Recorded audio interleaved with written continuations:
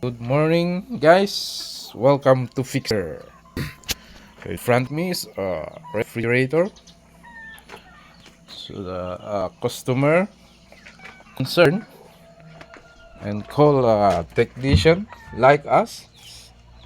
He needed us. He needed us. So when I check it on, the compressor is not running due to damage. Really, when you shake it up, there's a sounds. So the device inside this is already cracked. So double check for the continuity, set to ohms, then check if there is a continuity. It should have. See, there's nothing. So I already replaced a new one and it's now working. To check, go for the ampere and we read a point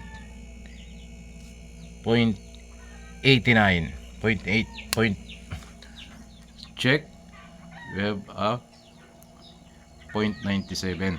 So self check for body ground, set to AC. Touch the other probe with your hand and the other probe is on the body. So we get 100 volts. See, 100 volts. So it's hazardous, dangerous to our customer. So we need to minimize that voltage to avoid electrical shock, especially when you are not wearing a slippers, wet slippers. Maybe it will shock you. So I check the electrical diagram. There's a heater coil.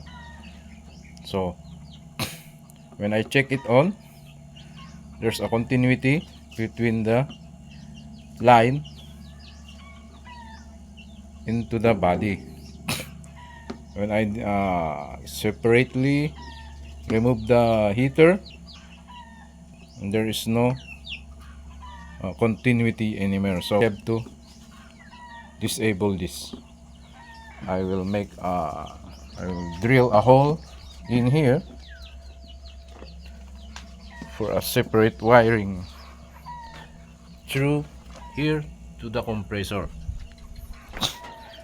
because we cannot disable here the heater is because the wire is inside this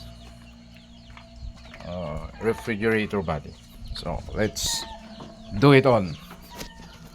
Thanks to Fixer. Welcome to Fixers.